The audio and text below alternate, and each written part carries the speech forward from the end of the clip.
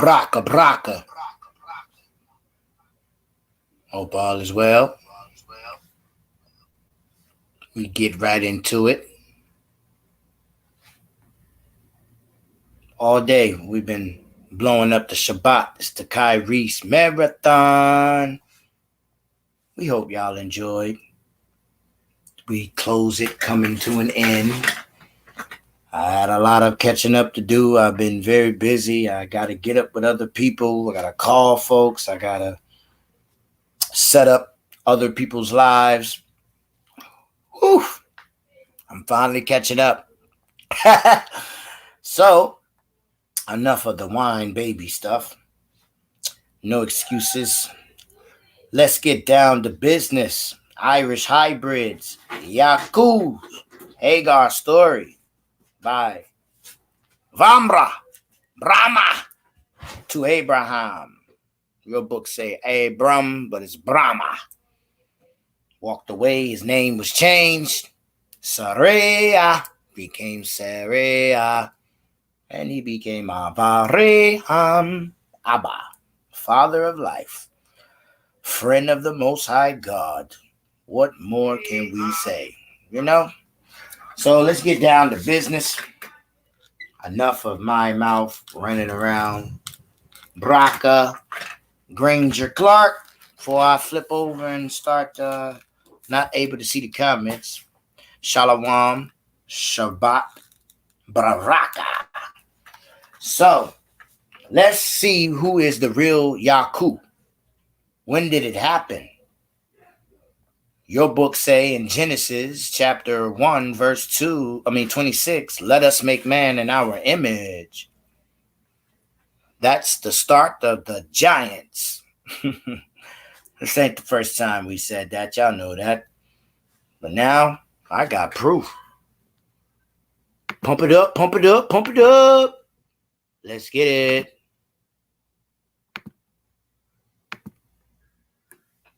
Yeah, since Africans are strong and the Irish have their good traits, let's bring them together and create the perfect slave. Hybrid race. Yeah. Thanks to a brother on TikTok, I now have this information. I want to show you a video. Actually, I want us to watch it together. This is the craziest thing I've heard. Well, I've heard a lot of crazy stuff. So this is one of those crazy stories. Let's watch this video. By the way, this video is filmed by a brother named Kennedy Gates. He was visiting Ireland and he had a conversation with a taxi driver and he filmed that interaction. So the man, basically the driver, was sharing his thoughts as well as the history behind how it started with white slaves and then they went to Africa and all that story. I'll show you clips, bits of it, but there's a specific part I really wanted to talk about. Okay, watch this. The Negro slaves had much better physique, so they tried to introduce inbreed, absolutely, the hybrid race. Yeah, the hybrid race. Wow. You see, this is history. Did you hear that? So the British tried to introduce a hybrid breed. Also put a hybrid race. You might ask, what do you mean by hybrid breed? You cannot make this stuff up. It's a breed between the Irish and Africans. He used the N-word, which I don't appreciate, but that's how he said it. So they came up with this idea, since Africans are strong and the Irish have their good traits, let's bring them together and create the perfect slave. Listen for you.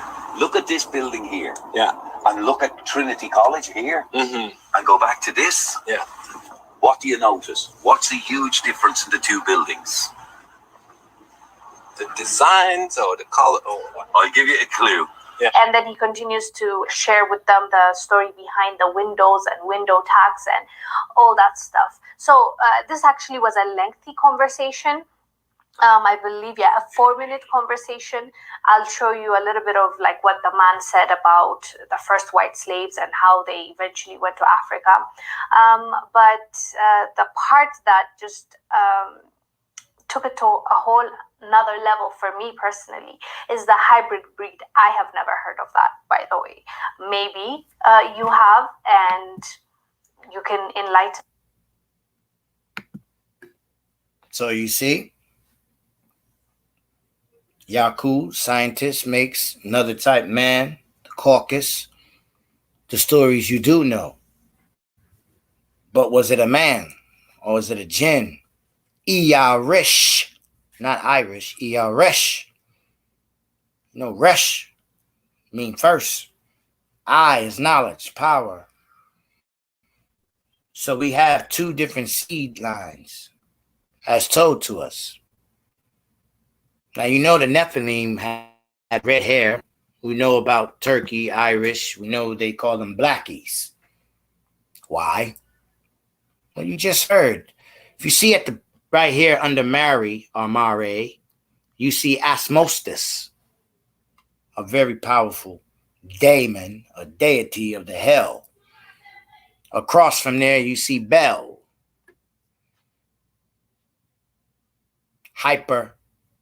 Hypernia in the pink. But Beraphael or Brazel every 7 years under Ducali Adonis, which is an island in the water. This magical kingdom comes out of the waters from underneath. Very interesting. For over 5 centuries, an island called High Brazil appeared off Ireland's coast. Well, at least it did on maps. And this was no ordinary island. Irish folklore described High Brazil in much the same way as Atlantis. The island, or what was sometimes shown as 2 islands, was a paradise, which gave its residents eternal happiness and immortality. But it's no longer there. High Brazil had a few other slightly different names, as well as variations in spelling, as you can see on this map.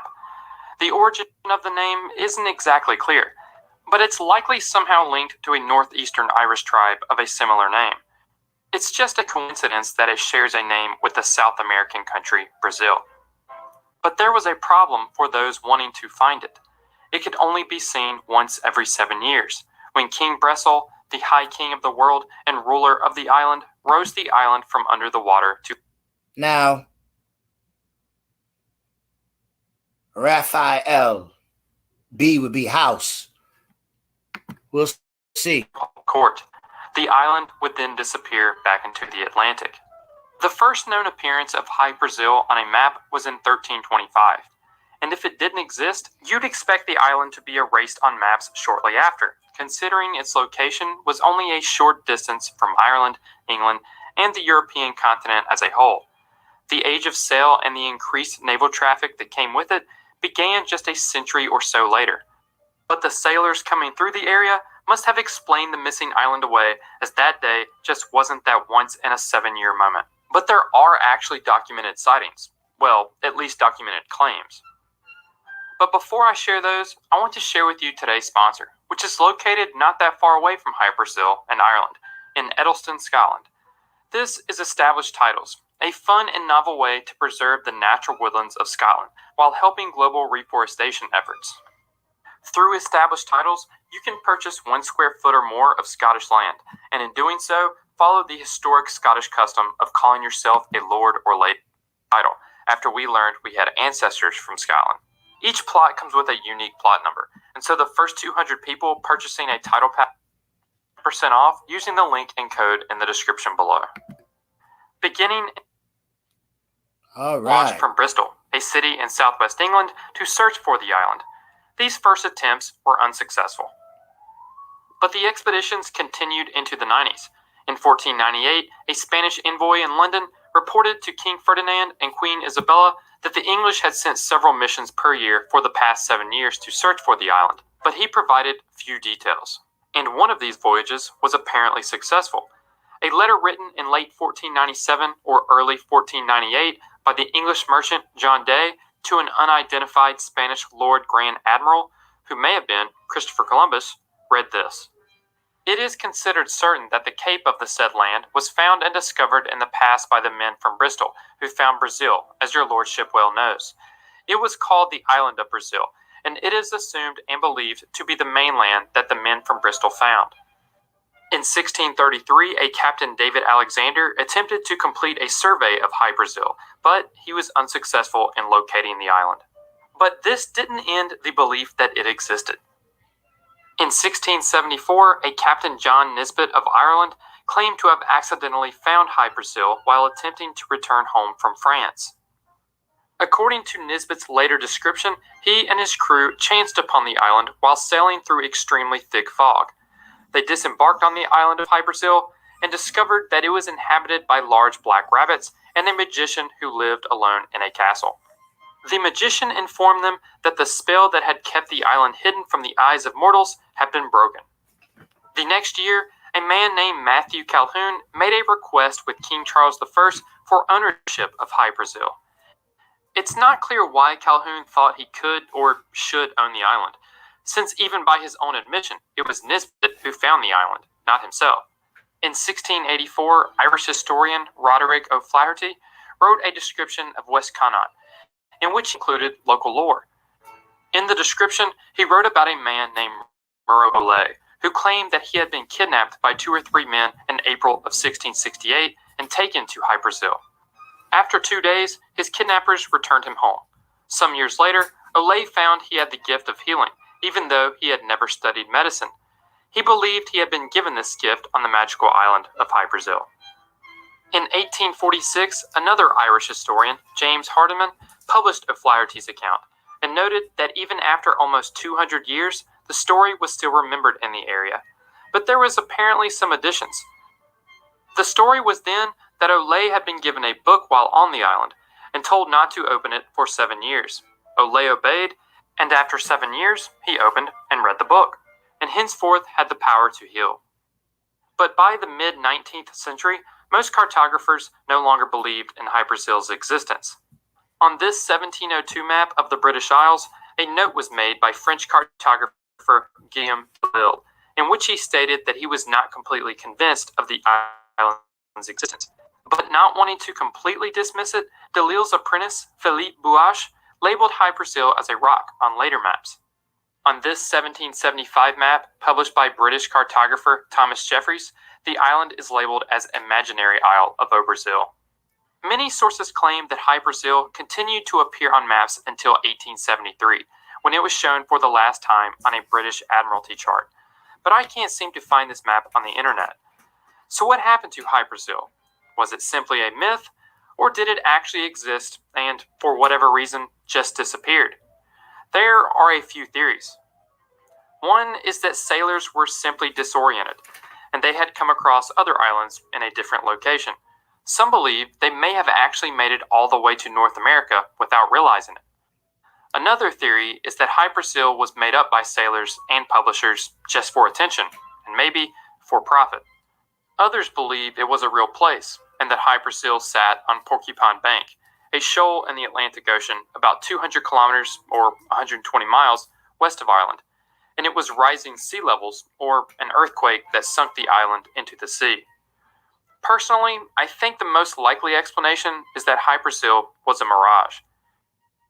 T.J. Westrop, an Irish folklorist and archaeologist, wrote in the early 20th century that he saw High Brazil himself, but he refers to it as an illusion. Here is the full quote. "I myself have seen the illusion some 3 times in my boyhood, and even made a rough colored sketch after the last event in the summer of 1872. It was a clear evening, with a fine golden sunset, when, just as the sun went down, a dark island suddenly appeared far out to sea, but not on the horizon. It had 2 hills, one wooded. Between these, from a low plain, rose towers and curls of smoke. My mother, brother, Ralph Hugh Westrop, and several friends saw it at the same time." 2 little horns came out of the sea. That's not really a nation, but ruled as one for a moment of brief time. That's your prophetic revelation, prophetic prophecy, and prophets also. My, we close. Today we have some more actual history about traditions among Native Americans about the little people of Wyoming. We will hear about the legends of these little people and how they would snatch Indian babies if their mother left them unattended. We will also hear about a verified find of a mummified skeleton in a cave in the Pedro Mountains of Wyoming in the 1930s that some say is from an ancient race of little people, while others claim it is only a young or stillborn human baby. We will be reading from the April 1983 issue of True West magazine. The article is titled, "The Mysterious Little People, Evidence Found They Existed in Wyoming." Interestingly, an individual author is not listed for this article. After we read this article from True West magazine, we will then read a short newspaper article from the Casper Star-Tribune, published in 1947. This article tells about the inspection of the mummy by some local scientists and about its last known owner in 1950, Ivan Goodman, before the mummy disappeared. So here's the story of the mysterious little people of Wyoming. One of the unsolved mysteries of the Old West is what happened to the little people. Dorothy M. Johnson, Montana author, summed it up best when she wrote, "I don't mind walking under ladders and I like black cats, but I wouldn't for anything offend the little people." Dorothy, like the Crow Indians and others, believes the little people may still exist. The Crows occasionally leave small gifts for them in the Pryor Mountains of Montana. The only trouble is that, like Bigfoot or Sasquatch, no one has ever seen the little people. But unlike Bigfoot, in Wyoming they believe they have discovered the body of a little person. They've thought so for many years, and while it may not be the warm body sought in most detective cases, at least it's a body. John A. Bonar of Glen Rock, Wyoming, tells how in 1969, Bud Williams, owner of the Wardrobe Cleaners in Casper, Wyoming, told him of a little man's head on display in a shop in Casper. Richard Phelps, an orthopedic specialist, displayed the little head and claimed it came from the race of little people, or savages, which may have predated North American Indians. Phelps said evidence points to the ancient existence of these cannibalistic people living in Wyoming. Several adult mummies have been found, 3 of which can be documented, along with 7 severed heads. Dr. Barnum Brown, known as the father of dinosaurs because of his discoveries of prehistoric monsters, claimed to have evidence of a small race of people who lived in the Shell Canyon area of Wyoming. The famed paleontologist was working for the New York Museum of Natural History when he discovered the huge Diplodocus, used later as a trademark of Sinclair Oil Company. Ivan Goodman, a Casper used car salesman, had a complete skeleton of a little person. Bonar remembers the horrible photo of it in the Casper newspaper in the late 1940s. Goodman took the mummy back to New York. It was then scheduled to be featured in Robert Ripley's nationally syndicated column, Believe It or Not. Ivan Goodman died from a brain tumor shortly after. A Casper librarian claims to have information that a Leonard Wadler of New York City acquired the mummy for study. It was never returned to the Goodman family, which spent much money after Ivan's death on attorneys and trips to New York trying to recover the relic. In 1968, Earl Nightingale of the radio program Our Changing World broadcast a strange story written by Frank Edwards. It was taken from Edwards' book, Stranger Than Fiction. In 1932, a couple of gold prospectors named Frank Carr and Cecil May worked in the Pedro Mountains, 60 miles west of Casper. They blasted a solid granite rock. When the smoke and dust had settled, the miners peered into the opening. They got the shock of their lives, for peering right back at them was an ugly, tiny mummy of a man-like creature in a cave 4 feet wide, 4 feet high, and 15 feet deep. He was on a tiny ledge, legs crossed and sitting on his feet. His strong-looking arms were folded in his lap. He was dark brown, deeply wrinkled, and his face was monkey-like in some respects. The prospectors carefully wrapped him in a small blanket. They took him back to Casper. Here the news of their discovery attracted much attention. Local scientists were interested, but they were skeptical. But X-rays showed unmistakably that here was a creature that had been man-like, and its small skull, the spine vertebrae, rib cage, and arm and leg bones were sharply discernible. He had been less than 20 inches tall. His forehead was low, and a flat nose with large nostrils preceded a wide mouth with canine-like teeth. At the time of death, he was said to be about 65 years old. According to the radio program, the anthropological department of Harvard University claimed that there was no doubt as to the genuineness of the mummy, and two experts of the American Museum of Natural History revealed that their x-rays showed a small skeletal structure covered by dried skin. It is smaller than any known human types, and the supposition developed that it might be a form of anthropoid which roamed the North American continent about 5 million years ago. You can tell us if we in the truth or not. A Wyoming travelogue printed in 1940 says that the skeletons of a race of little people encased in solid rock extends as far north as the Yellowstone River and have been found buried in caves near the Colorado line. Legends of these ferocious pygmies may be found among the Cheyenne, Arapaho, and Crow Indians.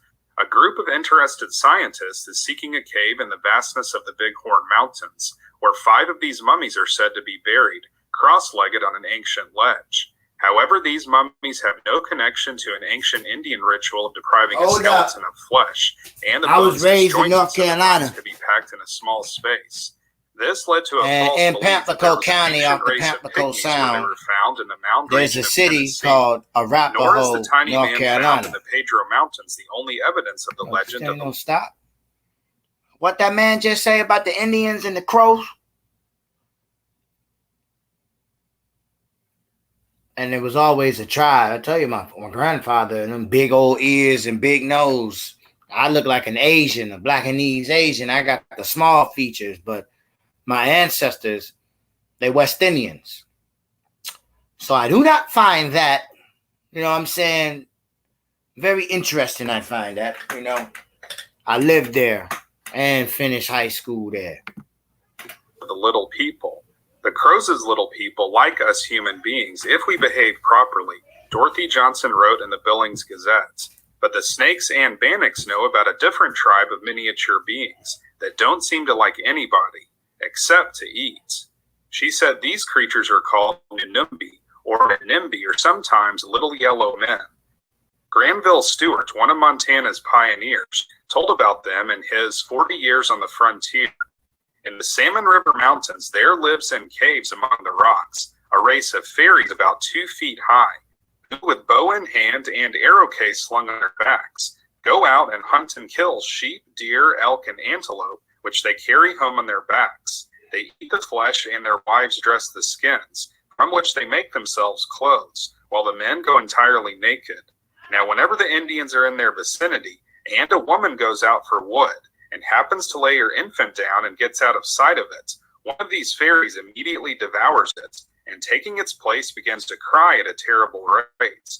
The woman, hearing the child, as she supposes crying, returns and taking it up, gives it to suck to pacify it, when it instantly seizes her by the breast and commences devouring it. Dorothy Johnson said that she saw one of the little people once, but it was dead. As she put it, dead but menacing. She said it was found in 1933 by 2 young men in the Wind River Mountains. They had been prospecting for gold on their day off from the Civilian Conservation Corps.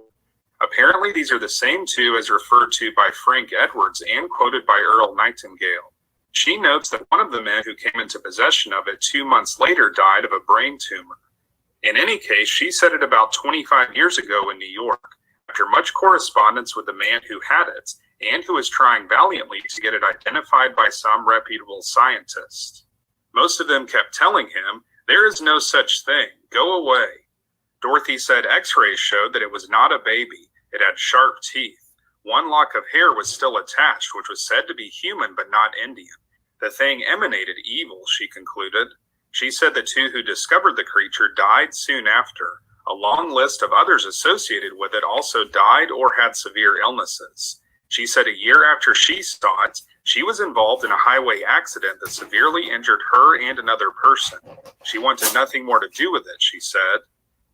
Mrs. Winifred Caldwell, a teacher in Alcover, Wyoming, told John Bonar that her husband had loaned a university professor one of the small mummies found in the area. It was a horrible-looking thing and was never returned. I am glad, she said. Several others have said that they found skulls or mummies.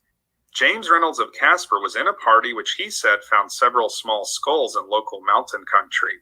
Jose Martinez, a Mexican sheep herder, said he found a whole mummy and 6 skulls while herding sheep on a local ranch. He said the find so jinxed his horse and his sheep that he replaced the mummy and the skulls, and the spell was broken. In Montana's Beartooth Mountains, while herding sheep, Bill Street, father of the late Sheriff Roy Street of Casper Mountain, tells of finding small skulls in 1922, as well as whole mummies. Street said scientists told him that a dwarf people existed before the Ice Age. Ella Clark, in her book, Indian Legends from the Northern Rockies, tells of cannibalistic little people as having big stomachs and who were powerfully built. They used sign language unknown to Indians. An Arapaho Indian spokesman at Riverton, Wyoming, confirmed that the Arapahoes could not contact the little people through sign language, and were very much frightened of them. Such tales were also handed down within Indian tribes in western Montana. The Flatheads believed that the little people lived underground. But because of rumored mysterious deaths or ailments associated with the little people, no one in the West is much willing to talk about them. So that's it for this story about the mysterious little people of Wyoming, published in the April 1983 issue of True West magazine. I am now going to read a newspaper article from the July 31st, 1947 issue of the Casper Star-Tribune. This article is titled, "Doc Works Over Oldest Patient" by Irving Garbett. It tells about one of the experts who inspected the mummy when it was owned by Ivan Goodman. Dr. Gordon Whiston of Casper treated the oldest patient in the state of Wyoming this week, but there seemed little hope of recovery. X-ray pictures showed the little man had suffered a broken collarbone, and it didn't take an X-ray to show that the top of his head had been bashed in.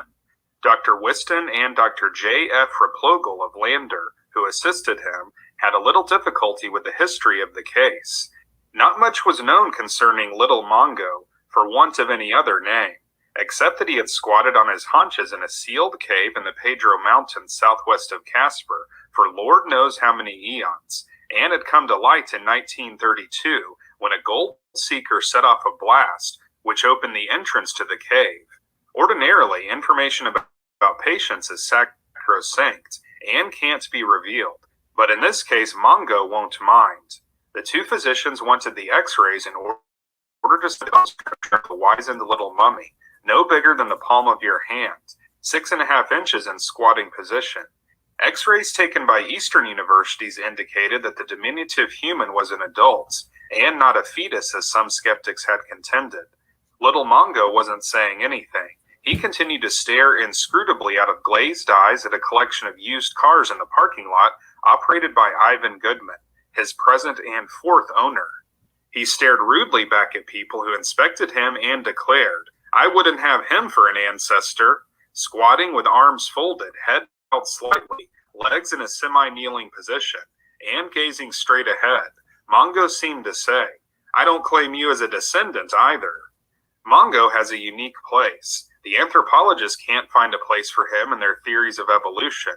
They can't locate the right rung in the ladder of evolution.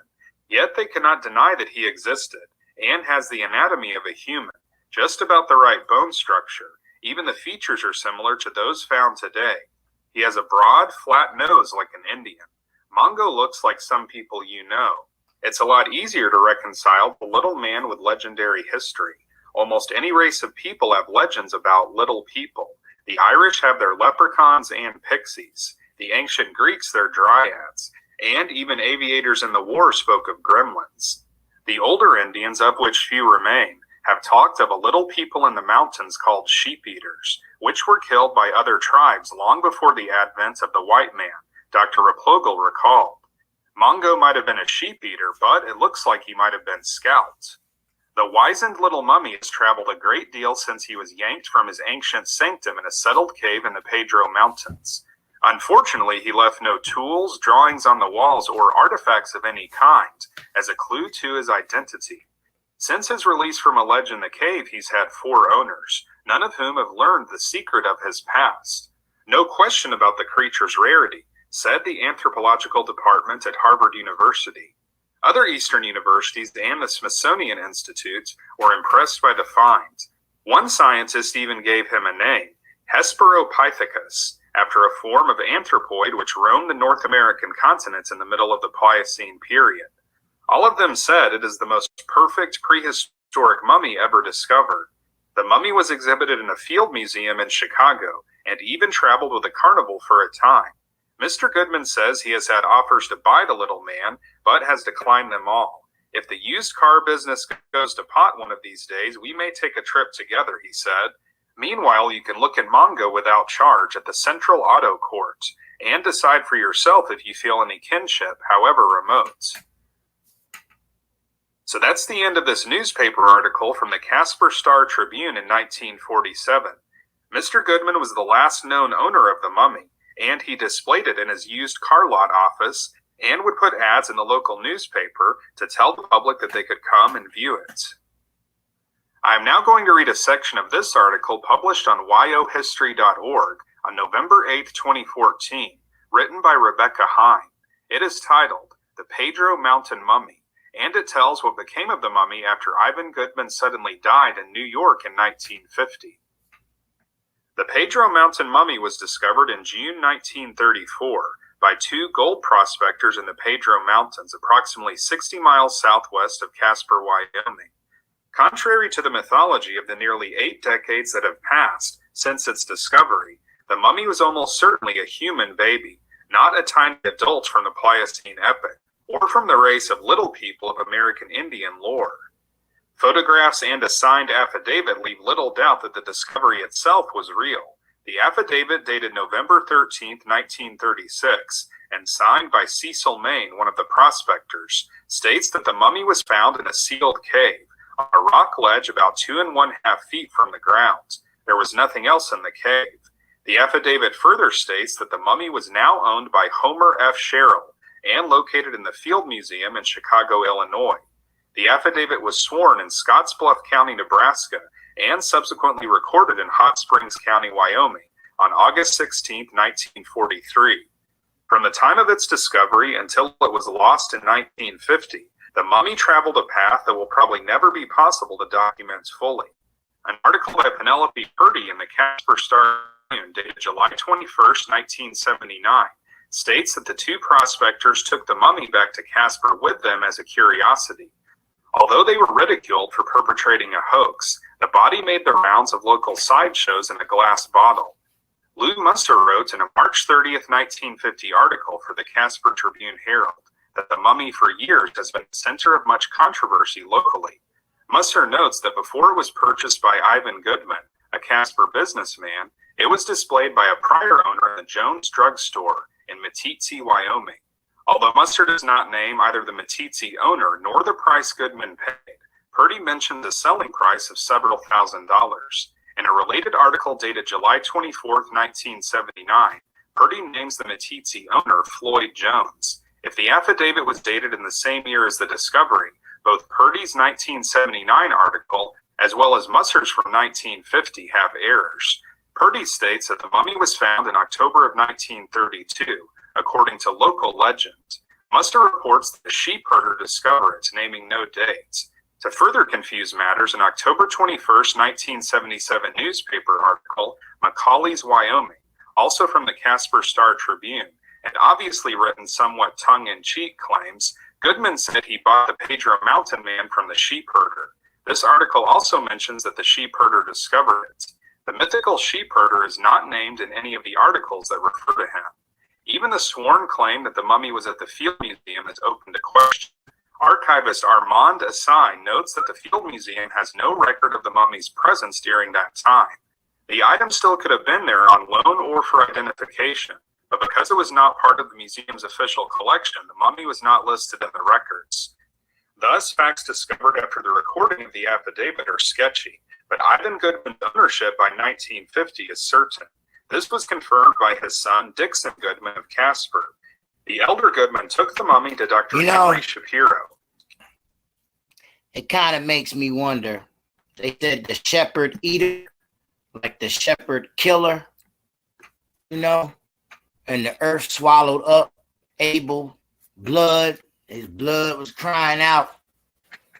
It's just funny how certain things tie right back to the original Dundada, and we find timelines are really longer than what they say. So we know that the farmer killed the shepherd. That's strange. He rose up and bashed his head with a rock, the word of God say. Yeah, he said his man's head was bashed with a rock and his spinal cord crushed. That sounds like an Inca Cayenne story. I don't know. I'm just saying. Curator of Biological Anthropology at the American Museum of Natural History in New York City.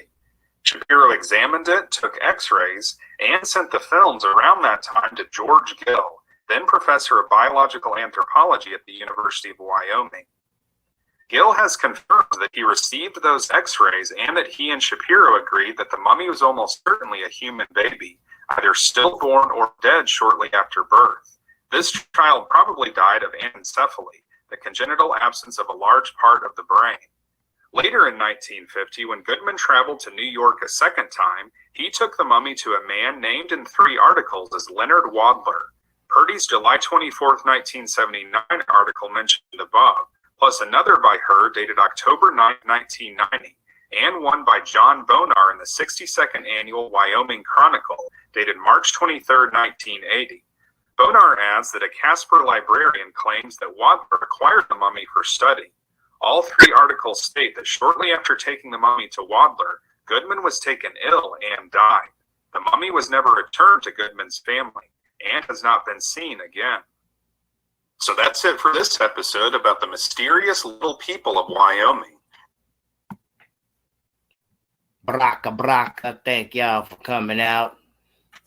You are on your own ammunition of the information. You allow the Holy Spirit to guide you, to walk with you, to give you the understanding that you need. It's the only way we're going to survive. Every man run his own salvation with trembling fear. Trembling obedience from the breath to your solar inner, where the Holy Spirit really resides. So there you have it, folks. As we keep bringing you this truth through the Holy Spirit, stay covered. Put on the whole armor of the Most High. As you can see, it's not a game out there. It's a lot of things we lied to, hid from us, but it was all told to us. They're going to hide the key secrets. They're going to do that. They're going to do this. It's going to be wax worse. I don't know why we are shocked in these days. And we know the story. Isn't that right? It's already put in our heart. Chakra. Braka.